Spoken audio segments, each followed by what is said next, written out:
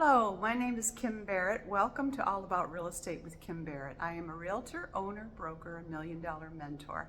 And today I would like to just share with you for a few minutes about open houses and how to increase your statistics when it comes to generating leads from open houses. There is, I think, mixed feelings about open houses. Some realtors love them, some of them detest them. But I think they probably detest them, if that's the case, because they just don't know what to do with them. They don't know how to garner leads, and that's very simple. Now, I'm not going to talk to you today about how to generate traffic to your open houses, but I am going to talk to you about what happens after the open house starts. I think you all know how to prepare for an open house. You have your brochures, you have your sign-in sheets, you have your open signs out and about, and the more open signs you have, the better. I know it's a pain to have to put these signs up all over town, this way, that way, but if you can find the best route to your open house and you've got high trafficked areas, I suggest you get an open house sign there. And also follow other agents who might have an open house. Use their path to their open house, because then that saves you a sign, right? And so people are going to be going to their open house, so take them up to their open house and then you just keep going. Make sense? So when you get to your open house, you want to set it up so that you've got in the kitchen, make sure it's in the kitchen, that you have your sign-in, your brochures, don't forget a pen, business cards, any other materials that you want to have out for your guests to see. You are going to just relax for a little bit. Open houses are a wonderful opportunity to get some work done. You know, just pack a little bag, a little briefcase or whatever, and bring a little bit of extra work that you haven't been able to get to. Take a few breaths and just relax. Bring yourself some water, some tea, whatever, and just sit back and enjoy. I mean, how often do we in our business, between family and between business, how often do we get to relax? Not a whole lot. So I always found open houses were awesome for that, and I encourage you to take advantage. That's one of the major advantages for me, is to simply relax a little bit. Take some deep breaths. And then if you've got a hobby, you know, I don't have too many hobbies, but reading could be somebody's hobby. Bring a book that you maybe have been had some difficulty trying to get to, and you started it, but you don't know how to finish it. Bring it to your open houses and bring it out for a few pages. So number one, relax. After you're all set up, relax. Okay?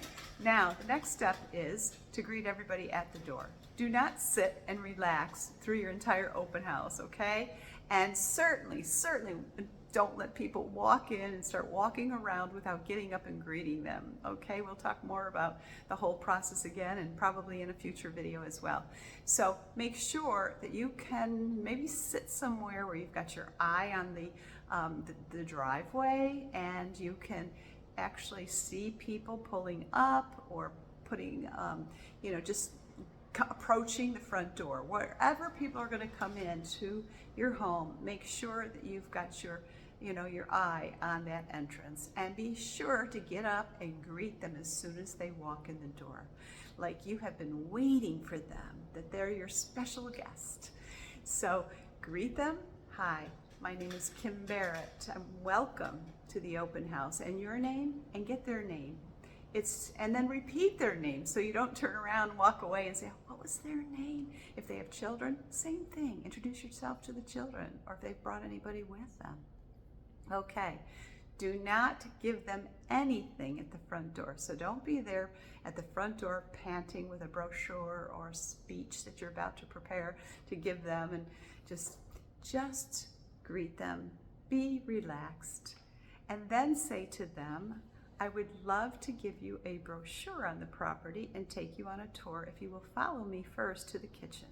And they do. They follow you like a puppy dog to the kitchen, and that's where you're going to have them sign in and give you their name, their phone number, their email address. Have it all laid out for them. Have your business cards. Do not keep the brochures or flyers on the counter at that point. In fact, I usually pick them up before I even go to the front door. So I might keep them right by wherever I'm sitting that I've got my eye on that front door or that entrance point.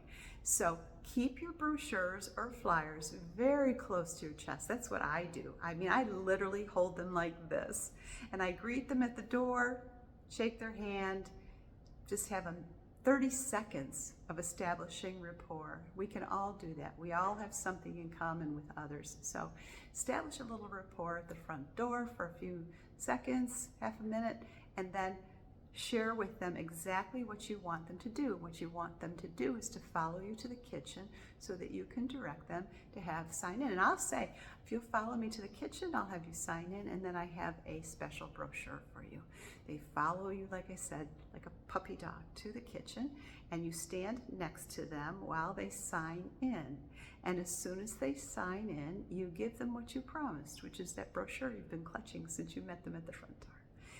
My closing ratio, like I said, is pretty close to 100%. So I would suggest you try this.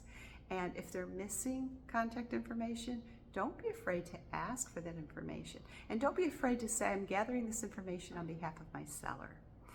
It could be a security thing. It could be so many things you could share with them if they have an issue. Now, if they haven't taken their shoes off, and I'm backpedaling a little bit, but if they haven't taken their shoes off, depending on the weather or what your seller really wants, I would make sure that if the seller wants shoes off or the weather commands it, just ask them at the front door to please remove their shoes. So they've come in with you, and you're at that point, they've signed in. I will tell you some objections I've gotten. Every now and then I'll get someone who comes in and I'll say, could you please remove your shoes? And they'll say, no, I don't do that. And I have said to buyers, it's very important that you remove your shoes. The seller has requested me that all visitors to the home do so. And if they don't remove their shoes, I am not afraid to say to them, I wish you could have seen the home. It's lovely, and it might be exactly what you're looking for. So if you'd like to take your shoes off, that would be great. I'm happy to tour you. But if you can't take your shoes off and honor the request of the seller, I'm afraid I'm going to have to ask you to just leave the home. Now, I don't do that in a mean or disrespectful way. I'm very soft, I'm very kind, but I'm very firm too. So, we just need to know as realtors that we're in control of the sale, always. And this is part of the sale, right? So whether you're talking to a seller or you're talking to a potential buyer or you're talking to anyone else in the transaction, just remember you are in charge of the sale. Nothing happens without you.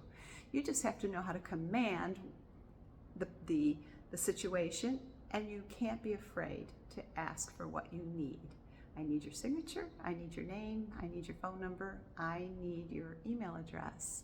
And I'd love to send you maybe a thank you note if you want to do that afterwards and follow up. So I hope that's been helpful. I will tell you it has worked amazing for me for all the years that I've been in business, which is over 38 years. I have marketing and business degrees. I have multiple designations and certifications, and I'm very happy to answer your questions if you have any. If you've got some topics of interest that you would like me to discuss in a future video, just please comment. And I just want to thank you for joining me. Have a great day.